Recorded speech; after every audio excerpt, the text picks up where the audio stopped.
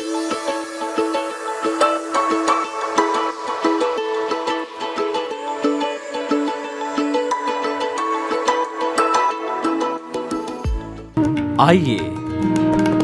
सुनिए, देखिए, समझिए सनातन सत्य। जैसी दृष्टि वैसी सृष्टि, दृष्टि विज्ञान। कुदरत, कुदरती रचना एवं कुदरत के कानून से शाश्वत सुख की प्राप्ति। जोधपुर के परम पूज्य महात्मा उपासक प्रोफेसर डॉक्टर सोहन राज तातेड़ के निर्देशन में सनातन सत्य। जैसी दृष्टि वैसी सृष्टि, दृष्टि विज्ञान।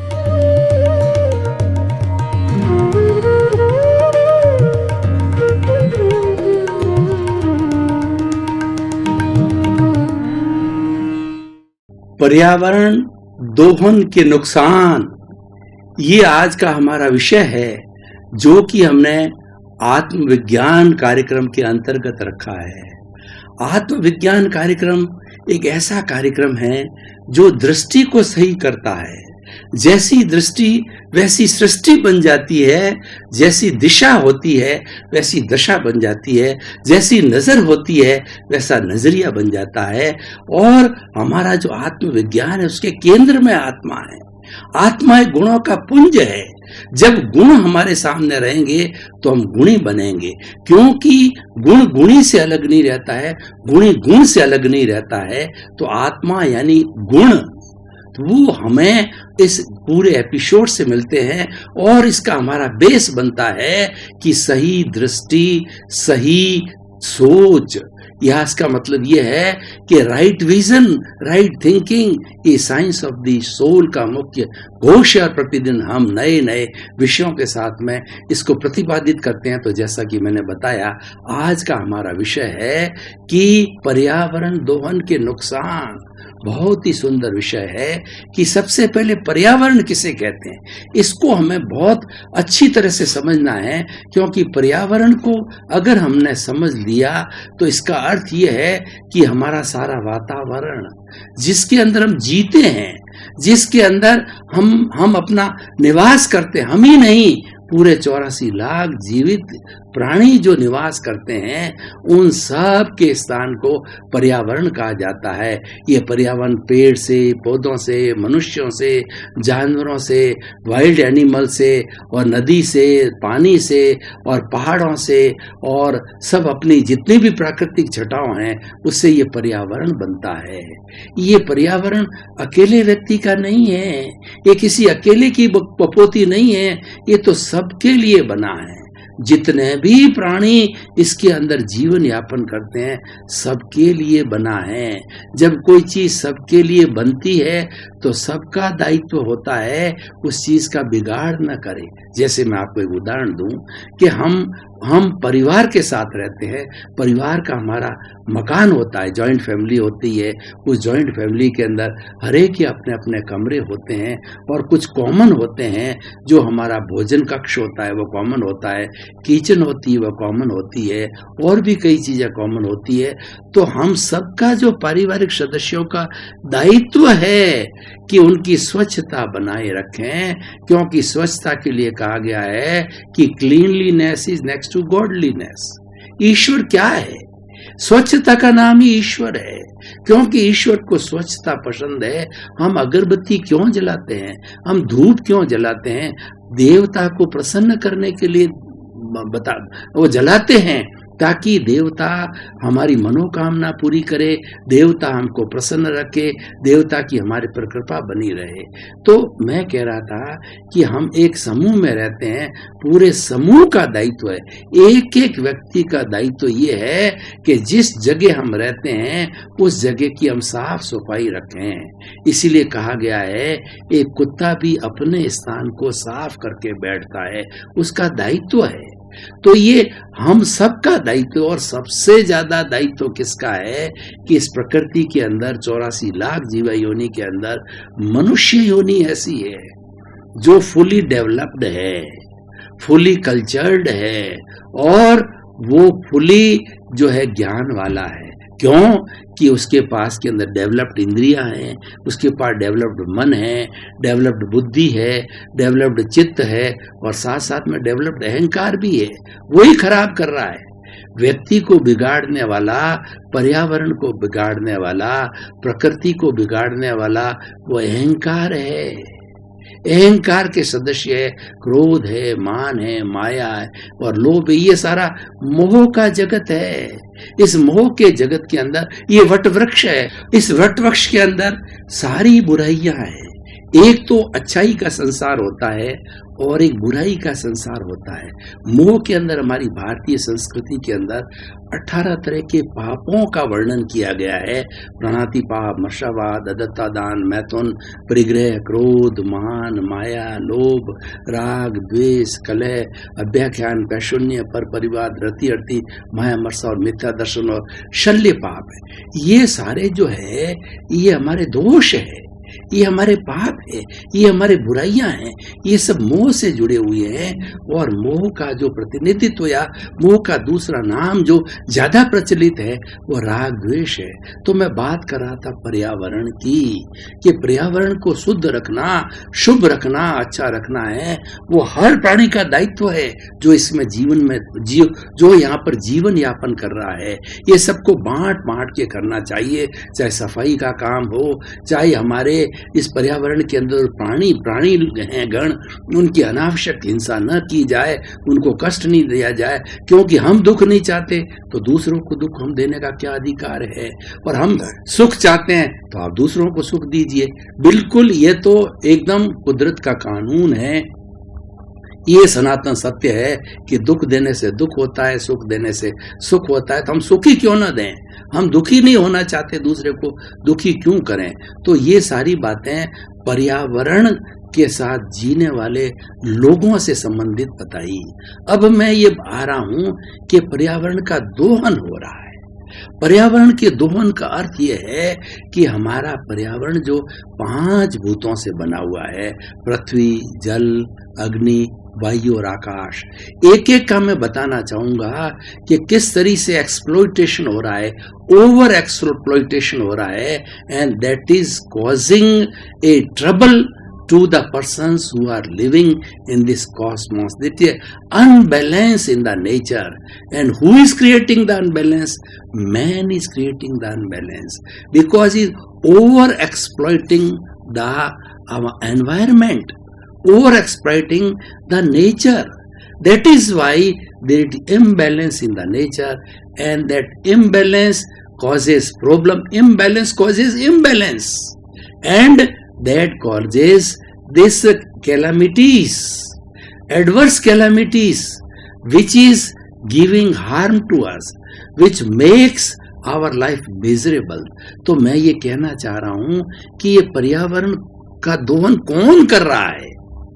दूसरे जो प्राणी हैं, पशु हैं, पक्षी हैं, पेड़ हैं, पौधे हैं, वाइल्ड एनिमल है, वो बेचारे, उनका जो इतनी बुद्धि नहीं चलती। शेर होता है वो जब भूखा होता है तभी शिकार करता है, और जब धापा हुआ होता है तो सोता रहता है, किसी की तरफ देखता ही नहीं। गाय जो होती है जब भूखी होती है तभी वो घास खाती है, और भूखी नहीं हो उसके पास में कितना ही बढ़िया से बढ़िया आप घास रखो वो उसका नहीं मुंह लगाती। इसी तरह से हमारे सारे पक्षी हैं, जब उनका पेट भर जाता है तो एक भी दाना अतिरिक्त नहीं लेते। वो बेचारे तो इतना ही कर सकते हैं। उनकी जो है संज्ञाएं, 10 संज्ञाएं हर प्राणी में होती है। वो संज्ञाएं कौन कौन सी होती है कि आहार, भय, मैथुन, परिग्रह, क्रोध, मान, माया, लोभ, ओग और लोक संख्या हर जीवित प्राणी में होती है, लेकिन वो दूसरी सब सीमित होती है। मनुष्य एक ऐसा प्राणी लोभी है कि वो बुद्धि का दुरुपयोग कर रहा है। मनुष्य अगर बुद्धि का सदुपयोग करे तो ये प्रकृति एक स्वर्ग बन जाती है, सबके लिए सुख का साधन बन जाती है, और सभी प्राणी इसमें सुख से रह सकते हैं। लेकिन केवल अपने लोभ के कारण, अपने राग द्वेष के कारण, अपनी आसक्ति के कारण, अपने अटैचमेंट के कारण व्यक्ति ने जो है दोहन कैसे किया। मैं एक एक जो है वो मूल तत्व है हमारा पर्यावरण का, उसके दोहन की बात करूंगा। पहले तो दोहन की बात कर रहा हूं मैं, जल का दोहन। व्यक्ति इतना लोभी हो गया है, उसको दूसरे की कोई चिंता नहीं है। उसको ये सोचना चाहिए कि पानी केवल मेरे अकेले के लिए नहीं है, तो मैं उसका क्यों अतिरिक्त उपयोग करूं और क्यों उसको गंदा करूं। वो गंदा करने से वो गंदगी किसको प्रॉब्लम करेगी? मेरे दूसरे भाइयों को करेगी, मेरे दूसरे प्राणियों को करेगी।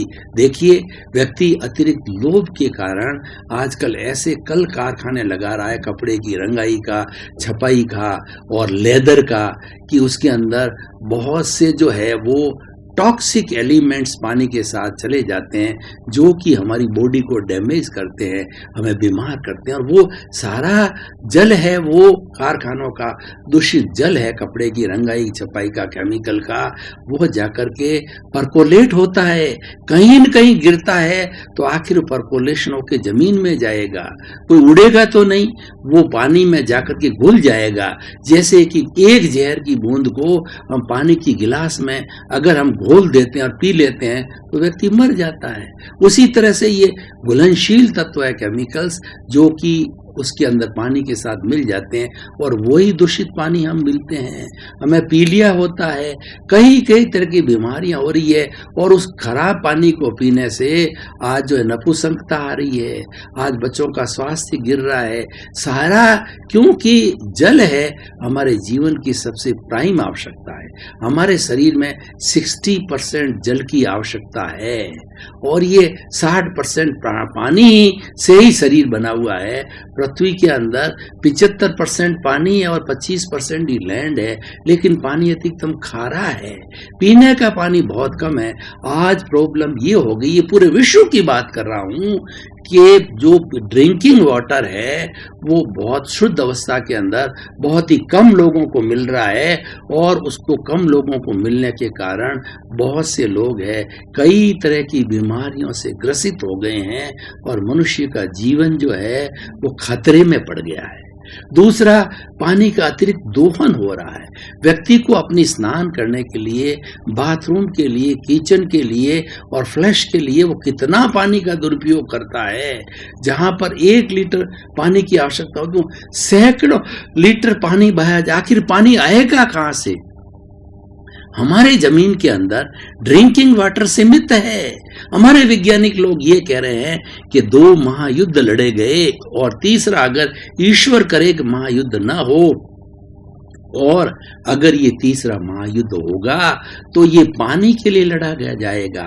उसके संकेत आप देख रहे हैं कि पानी तो फ्री चीज होती है, पीने के लिए, पिलाने के लिए, हर प्राणी को पिलाने के लिए फ्री चीज है, वो हमारा पानी है, वो हमारी हवा है। लेकिन उस पानी आज बोटलिंग हो रहा है आरओ सिस्टम से, और उस बोतल 20 रुपए में तक पहुंच गई, 1 लीटर की 50 तक भी पहुंच जाएगी, कोई बड़ी बात नहीं है, क्योंकि पानी सीमित हो रहा है और इसका अतिरिक्त दोहन हो रहा है। ये आज का हमारा विषय है कि अतिरिक्त दोहन के नुकसान क्या है। जब अतिरिक्त दोहन होता है, अतिरिक्त वेस्टेज होता है, दूसरे आदमी प्रभावित होते हैं। एक घर के अंदर मान लीजिए कि 20 लोगों का संयुक्त परिवार रहता है और 20 लोगों के लिए कोई भोजन बनता है। हर एक अच्छा भोजन करना चाहता है, लेकिन कोई अच्छी क्वालिटी का हो, 1 या 2 लोगों ने सारा जो है खा लिया, तो 15-17 लोग दूसरे वंचित रह जाते हैं। तो ये इम्बैलेंस है, ये एक तरह का दोहन है, एक दूसरे का कुठाराघात है, ये अनुशासनहीनता है।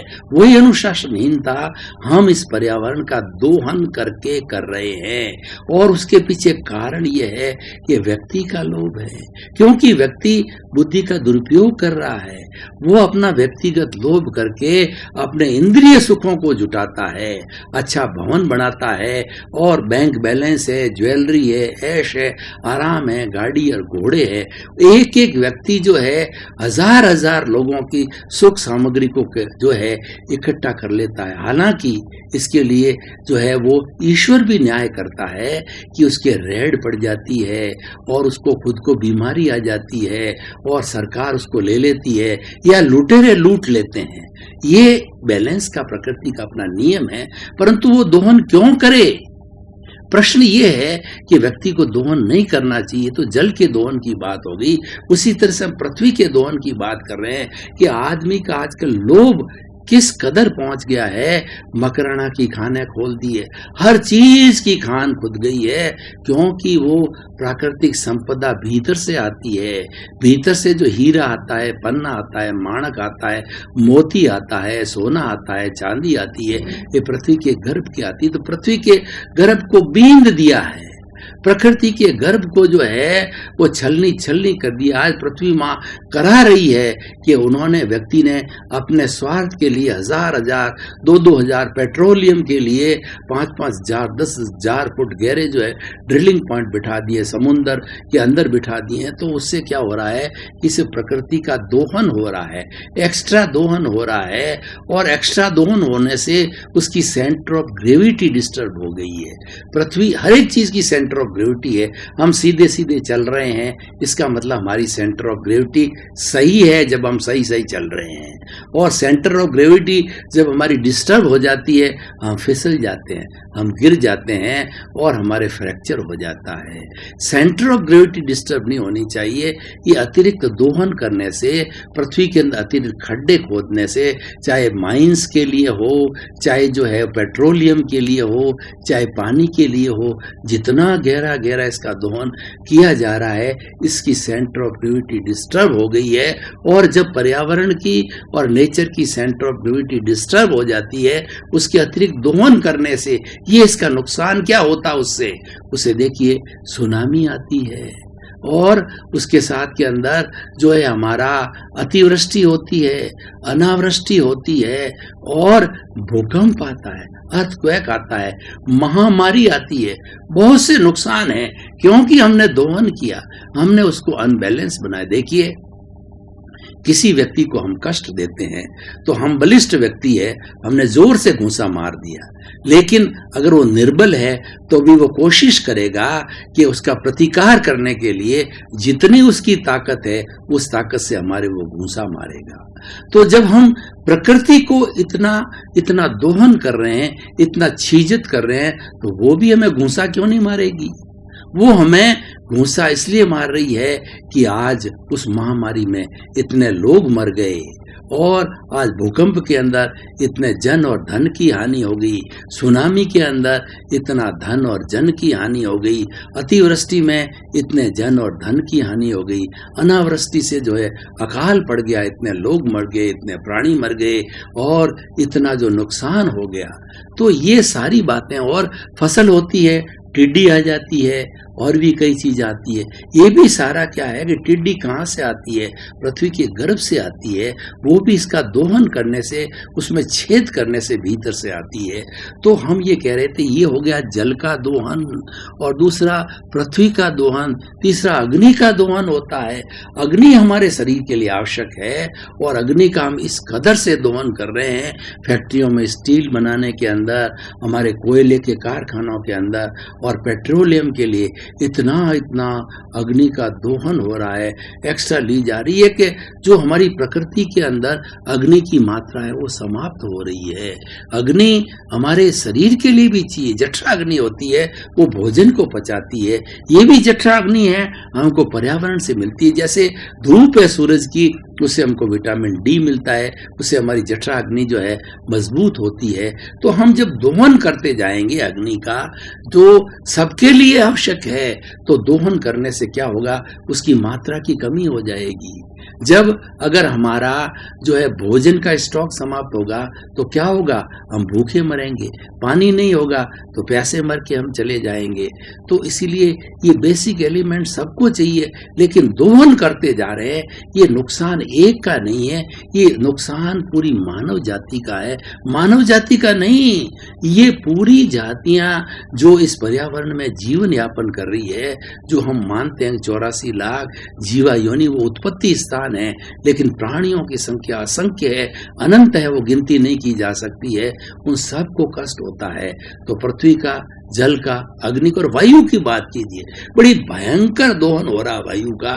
इतनी हमारे कार्बन डाइऑक्साइड जो है और दूसरी बेकार नाइट्रोजन वगैरह गैसें छोड़ी जा रही है फैक्ट्रियों के माध्यम से।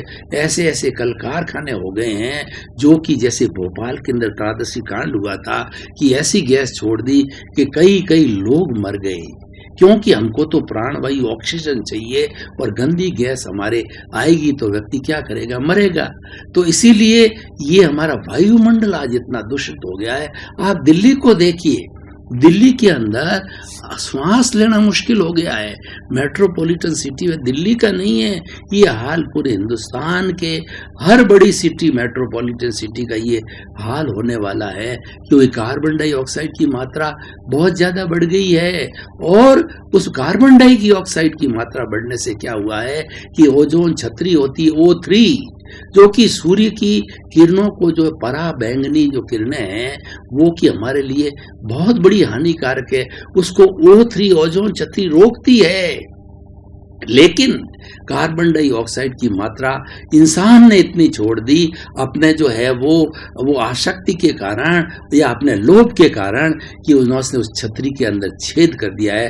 तो पराबैंगनी किरणें हैं हमारी इस कॉस्मॉस में आने लग गई है, उससे हम अंधे हो रहे हैं, हम लूले हो रहे हैं, लंगड़े हो रहे हैं, अपाहिज हो रहे हैं और कई कई बीमारियों से ग्रसित होने जा रहे हैं। ये सबसे बड़ा नुकसान जो है हमको हुआ है, किस लिए हुआ है कि ये हमारे जो है पर्यावरण को अतिरिक्त दोहन करने के लिए होता है। पर्यावरण बना किस लिए है कि जितनी आपकी आवश्यकता हो उतना भरण पोषण करिए। मैं पुराने जमाने की बात करूं, वो अवसर्पिणी काल के अंदर जो युग था, जो भगवान ऋषभ का युग था, तो उस समय के अंदर लोग इतने ज्यादा समझदार नहीं थे। उस वक्त अग्नि का भी आविष्कार नहीं हुआ था, तो उस समय में कंद मूल खा करके वो अपना गुजारा करते थे। प्रकृति से जो भी फ्रेश फ्रूट मिलते थे उसी से ही थोड़ी उनकी भूख होती थी, पत्ते वगैरह छाले वगैरह पहन करके और अपने तन को ढक देते थे। कितनी सीमित आवश्यकताएं थी। और आज देखिए आवश्यकताओं का कोई पार नहीं। हमारी जो ये पढ़ी लिखी लेडीज को देखिए कितने तरह के कॉस्मेटिक्स रखती है। वो जय ललिता का उदाहरण आता है कि उसके सैकड़ों सैकड़ों साड़ियां थी, सैकड़ों सैकड़ों चप्पल थे, एवरीडे नहीं पहनती है। कुछ ऐसे बड़े बड़े उद्योगपति है कि उसके अंदर सैकड़ों सैकड़ों गाड़ियां हैं और प्रतिदिन वो नई गाड़ी में बैठने का उनको शौक होता है।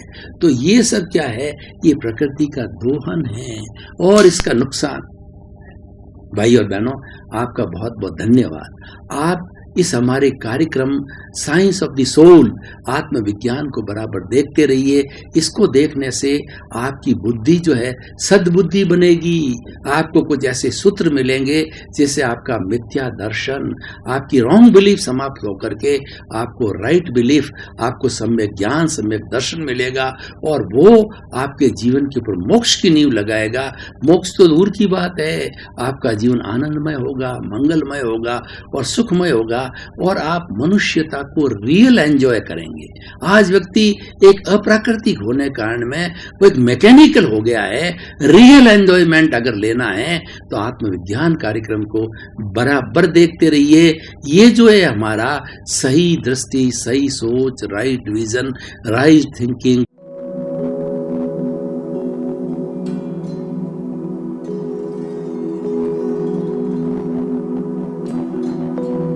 एक ऐसा अंतर्राष्ट्रीय ख्याति प्राप्त मानव जो गुरु प्रेरणा से पिछले 20 वर्षों से वानप्रस्थ जीवन जीते हुए 24 घंटे मानवता की सेवा में संलग्न है।